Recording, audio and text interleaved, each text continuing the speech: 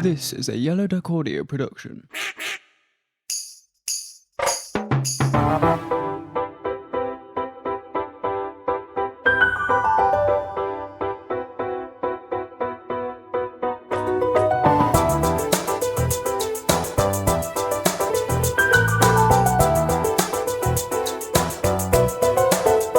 Hello and welcome to HudPod Sock. It's a nightmare to actually say.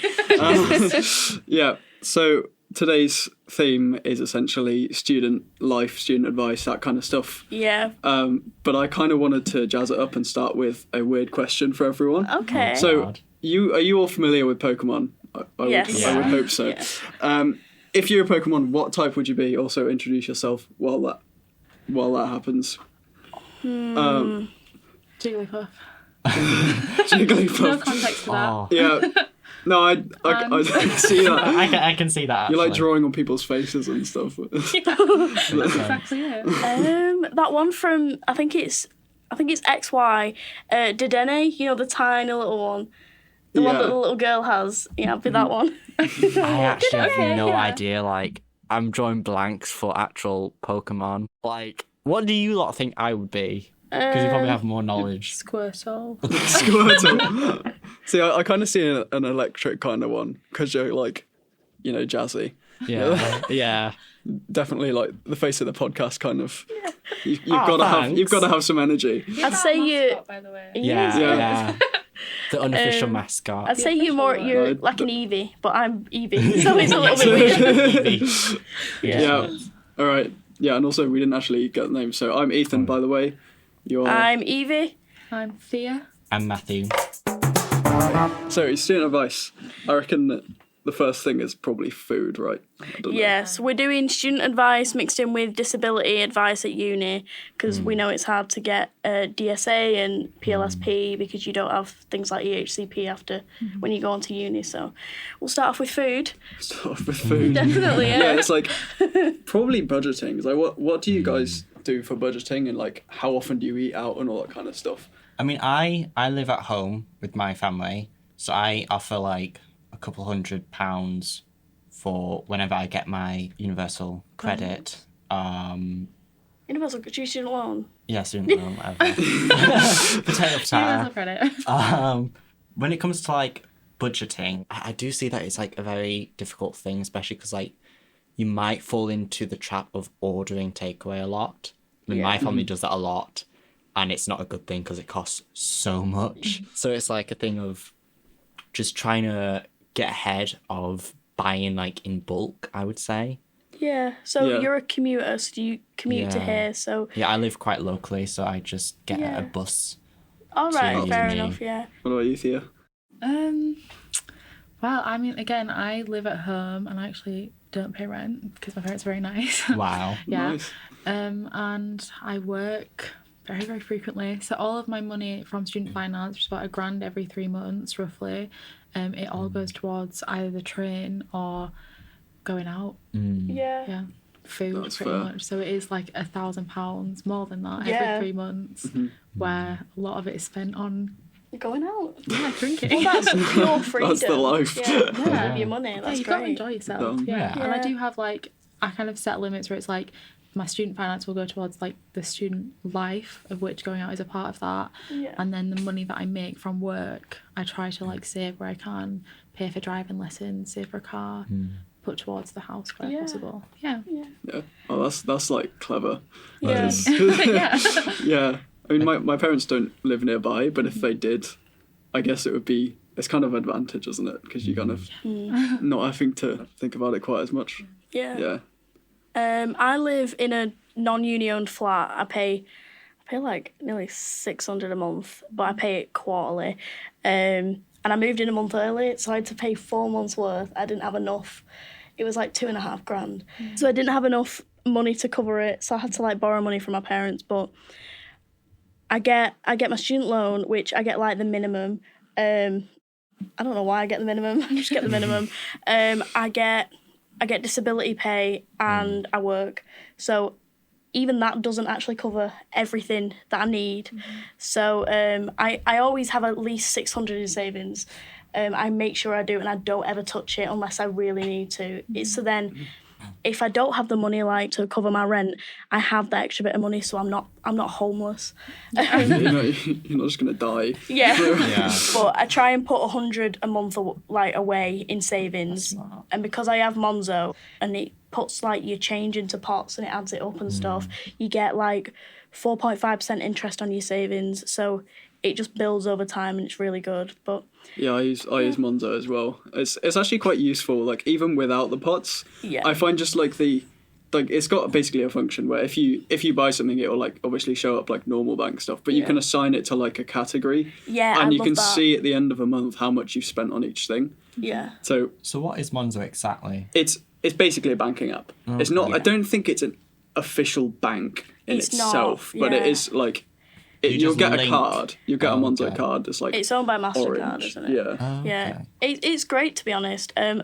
I had the categories for my takeout, and I lived in a house with my best mate last year before he dropped out, and he loved ordering takeaways. It's all he would do, but he was also a great cook, so it was really weird. So we'd go shopping, have a little bit of a shop, and then he'd order takeaway most of the week. So on his Monzo app, it said that he'd spent $1,500 on takeaway. And that was in a span of what? From August to about April. That's why you have to be very careful And with ordering. he got $3,500 for his student loan. And then because he worked in medical, the medical part of the uni, he was working at hospitals, and then he got reimbursed for that work with about $1,500. Never had any money. Oh my God. But he drove as well, so it was, Understandably, I mean, yeah. I don't know. It's kind of like when you do live in like the student accommodation or like just general flats. I mean, at least for me, pretty much all of that just goes straight into the flat. And then anything that I earn on top of that is for food, basically. Oh, exactly. Like, after paying rent, I'd have no money. He'd have to pay his rent, his insurance, but he still had loads of money left. Like, he still had about $2,500, or about $2,000 left. I'd get, like, TikTok shop parcels coming through the door. I'd be woken up at, like, 8 a.m. and they're like, oh, here's a parcel. I'd open it and it's like a little glass set of mugs or some retractable pens, like pencils. I thought you were going to say it was like another like egg fried rice or something just coming through yeah. the window. No, He orders it at 3:00 in the morning. he told me once that I was at uni and he ordered KFC in the morning and he ordered a shit ton. Oh, God. So he was like, when they gave it to him, he shouted up the stairs and went, Evie, food's here. So then they didn't think he was like massive. I mean, It's so my funny. sister, she was terrible when it comes to ordering because she used to live in a flat that was like, she was on the bottom floor. So when she'd order food, she'd just open the window and just Yeah. get food from there. No, I walked into his room once. The amount of McDonald's bags and McDonald's cups on the floor, he was very messy, but uni made him so depressed. Like, that's one thing. I had a mate who moved into one of the accommodations, and she said that so many people were like being taken away in like ambulances and stuff because people do get so depressed at uni, which is so sad. It's to be expected, especially because you're in a different environment. If you've, let's say, lived with your family throughout high school and college, going to uni is a completely different experience, especially if you are going to a uni that isn't local to where you live, so you're then kind of forced to get a flat or something. And there's that, if you're not used to being independent, there's that whole other aspect of budgeting, doing your house chores and dealing with like neighbours as well, because I've heard stories of from friends of like terrible neighbours that have like nearly kept them up at night. So there's that whole other aspect to it. So I'm not surprised that it's people get definitely a depressed. shift. Like I remember when I first sort of moved, it was probably about a month or two of like, the honeymoon period. It's kind of like culture shock weirdly. But like you get like, oh, I'm free, I'm like, I can do what I want. But then you're like, and then it hits, 'cause you're like, it takes time to go to the shop, and then you've got to actually think about what you want to eat, how much time you've got to factor in how much time it actually takes to cook, not just to eat. When I was at home, it's like, my dad had like cooked something because he's like, really good at cooking and he loved it. But like, I would just, come downstairs and it would like, Yeah. food. Yeah. Oh my God, it's magic But now there. it's like, got to spend 40 minutes Oh, no. actually like, preparing God. stuff. And then there's also the fact, like, one worst thing you can do is if you're going into the shops while you're hungry. Oh, yeah. Definitely do not do that, Yeah. because you'll go for, like, comfort foods. You go for the things that are flashy, not the things that when you actually think about it, oh yeah, you can make so many meals with these things. Yeah. Yeah. My old Which- roommate spent 160 quid on just freezer food.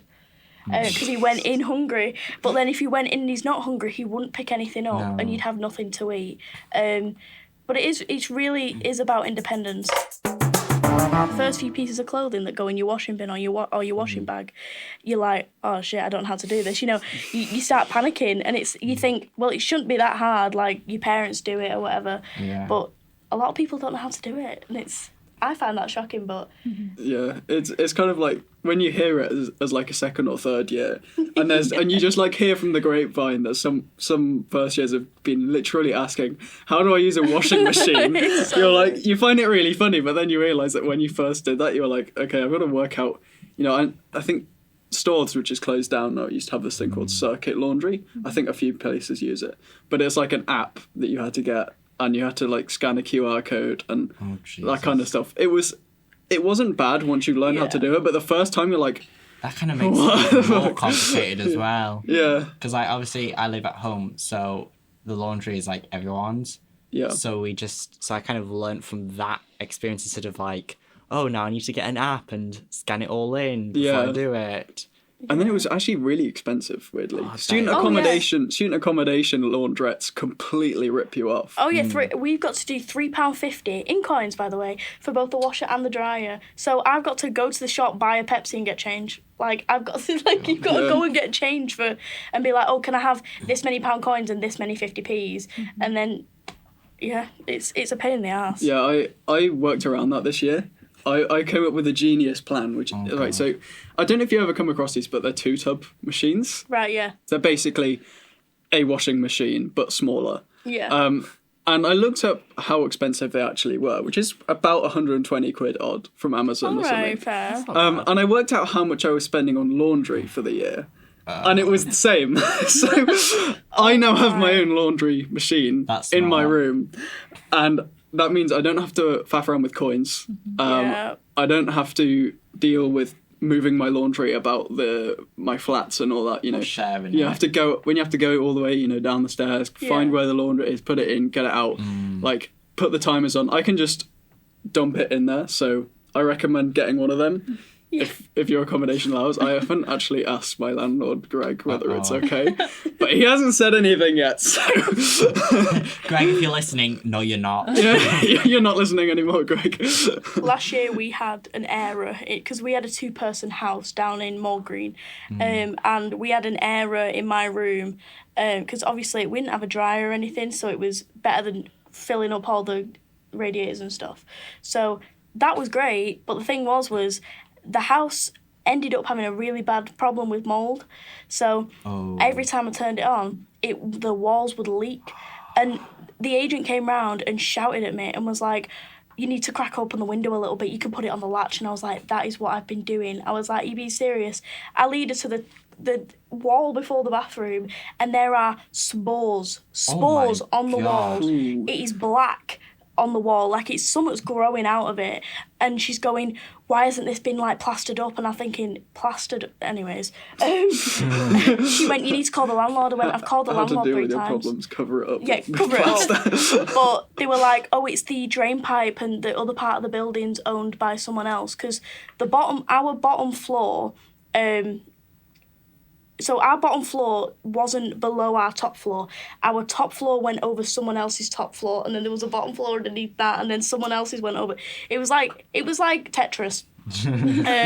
So yeah, it was their like drain pipe leaking down our walls, God. and he was like, "Oh, I'll just plaster it up in the summer." And I was like, "Well, what am I supposed to do? Breathe in mould?" It's just going to grow through as well if you just That is plaster it over. so bad. Yeah, it was.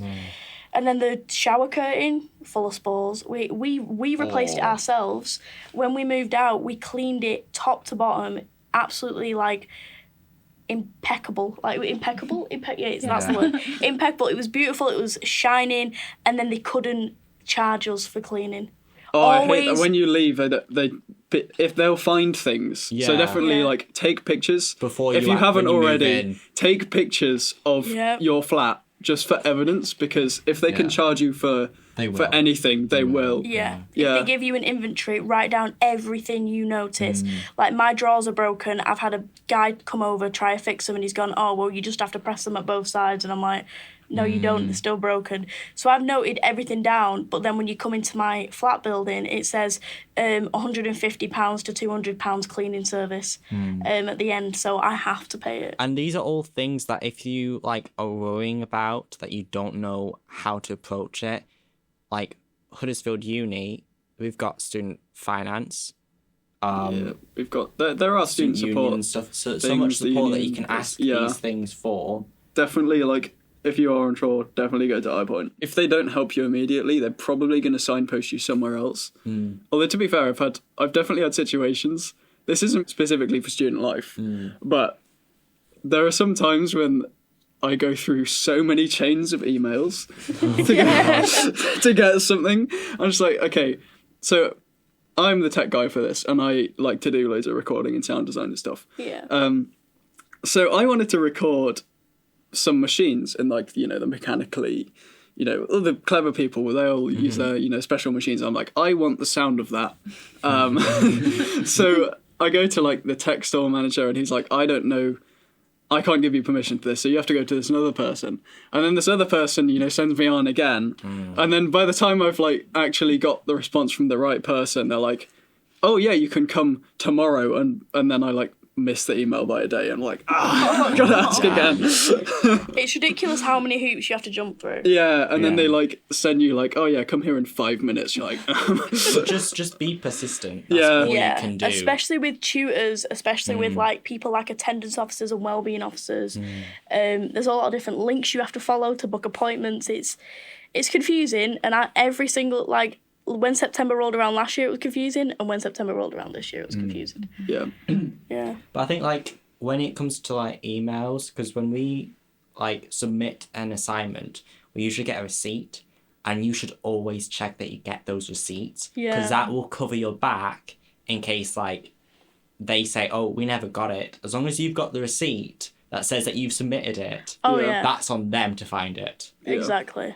So never just be very careful. Have you ever had an assignment where it's, like, handed in but they've said it hasn't? You handed in the wrong one. Yeah, I accidentally handed in, like, so basically sent the same thing twice. And the one that I wasn't supposed to send it to, I basically got in contact with the person, and they said, oh yeah, you eventually get an email saying, like, what to do.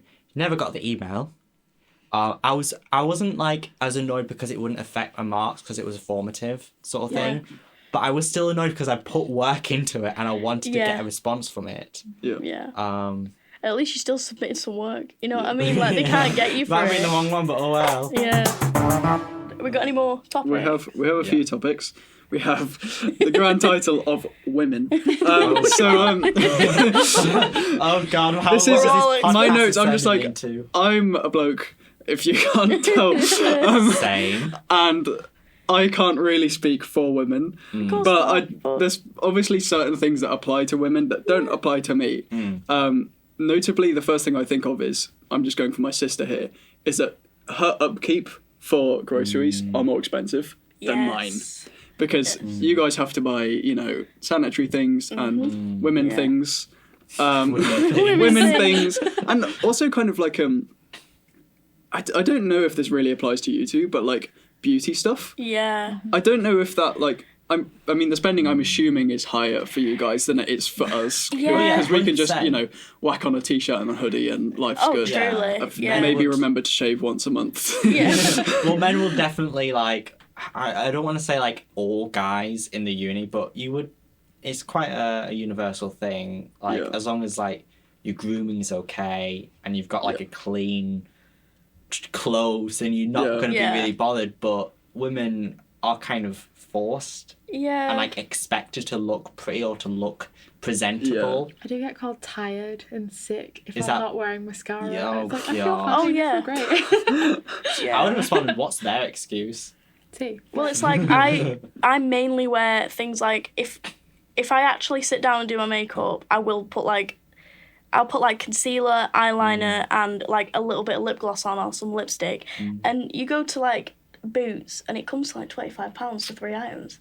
And then, but you need that concealer, and it runs out so quickly because they're always these tiny little bottles. That's how they get you. Always half filled as well. Oh yeah, They're always never half full. filled. They're never full, and they get smaller every time I see them. Yeah. Or is that like a disappointing bag of crisps? Where Oh, you, yeah, like, you completely, open it yeah. and there's like 2 crisps in the bottom. You're like, what the Yeah. fuck did you pay for? And then all the cheap eyeliners are very watery and very runny, and then the cheap lipsticks they either like crumble and fall. Like it's really difficult to find effective products, and then when you do find them, they're really expensive. I've got a foundation that's worth about 60 quid, and it's lasted me 5 years because I don't wear foundation, and that's me getting back at the man, you know. At patriarchy. Truly. So that's like another thing that women especially will have to be careful with if they're budgeting. Yeah. Yeah, so if you're a man, well done. We have it easy. You don't have to worry about that. We have budgeting on easy mode because Oh, yeah, true. literally just have to worry about food and not smelling awful. Yeah. We get pink tax, so if you want Yeah, the pink as crazy, well, you've got Jesus to pay like Christ. double. Yeah. And also sometimes I find that if you have like quite a calm light period, you don't pay as much. But if you have a heavier one and you need the bigger and the more absorbent pads, you pay a ton. Like I had a friend who had like you can't see me right now, but she had these tiny pads that were like this. They were like a couple inches long, and they were so cheap. You could get them in like Home Bargains for like a pound or something. And then I had these fucking massive ones, and they're like £4 a pack. And I'm just like, why is there such a massive difference just because my body works differently? It's a pain in the ass. Since this is uni advice, I think Yeah. I should say the uni does sell period products at a It fraction does, of the cost that you can get them elsewhere. If that's that's good. so I that's didn't definitely actually know something Yeah, worth me looking either. into. And also, this isn't for everyone, but I would recommend reusable pads. You can have them customized. They'll be the right size, the right shape, and this is like. Apparently for some people, this is not true for everyone, but the dye that they use you might have heard of this in Sanctuary pads, that brand, the dye that they use isn't necessarily toxic, but some people have really It's a bad reactions to it. carcinogenic. Yeah, I it's just a need to be lower careful. carcinogenic. Yeah, and it So- can make your cramps worse sometimes, so reusable pads are just something worth looking Yeah. into. I'll They're be more honest, expensive when you said short-term. customizable, I was thinking like people sticking smiley faces on them. Oh, yeah, I got so excited for like 5 seconds. I was like, But you Go can on. get them with like your own design on them. Yeah. can you actually You get like genuinely prints on can. them? Yeah. Oh, that's That well sounds- cool. that sounds Batman hilarious ones to me. as well. Yeah. That sounds hilarious to me because who else is going to be seeing them? Like Yeah, but- apart from But it's yourself. for you. To be Yeah. fair though, it's pretty much it's the woman's equivalent of having dinosaur pants on. Like, Oh, yeah, Fair true. point, Like, yeah. it's a status symbol with no one seeing it. You walk out yeah. the door feeling more confident because And you've got then- dinosaurs on. Normal pads, they're quite ugly and they make you feel a bit gross. If you got a pattern on it, you're like, oh, I'm kind of funky. Period underwear is supposed to be good. It doesn't work for everyone because they're not all massively supportive of your period for some reason. I don't know why they've been made that way. But they're all right if you've got like a moderate sort of flow. Not as stylish as customizable pads. Yeah, No, yeah, you've but, got to like- got to You're get telling me I those can have prints. Megamind in my pants? Like, I don't know if I'd be creeped out or not if I just, oh yeah. just putting a pad on like let's just pretend I'm a woman for one You've second. got like See his millions on face. it. Like- You see his face. Yeah, you just like you put it on. I don't know how any of this works, by the way. You put on your pad and you just see Megamind staring at It you. just and you're says like, no bitches at the top. yeah. I was thinking that. Jesus. Oh god. Okay, what is this? Okay, let's go back onto topic. Oh god. This is like You just have Gru descending. from Despicable Me. Just This entire episode's going to be bleeped out. Oh, yeah. So heavily edited. Good luck.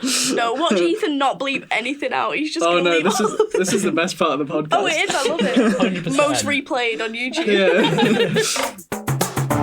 That's my list pretty much exhausted. Yeah. You mentioned like disabilities, but we Yeah. can kind of talk about that a little bit. What I'm going to start off with is there's a DSA service, so disabled services, I can't remember what it is, but you contact them, you do like a phone call. They're similar to the people who give PIP, so personal independence payments, and there's a service with that called Remtech.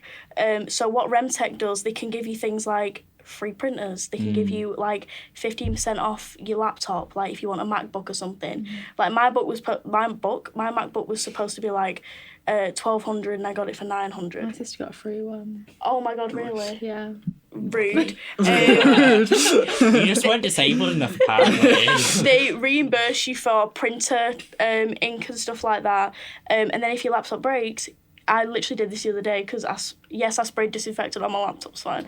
Oh, they come with DPD, and you put it in a box and they go and they bring it and they fix it and they bring it back for free.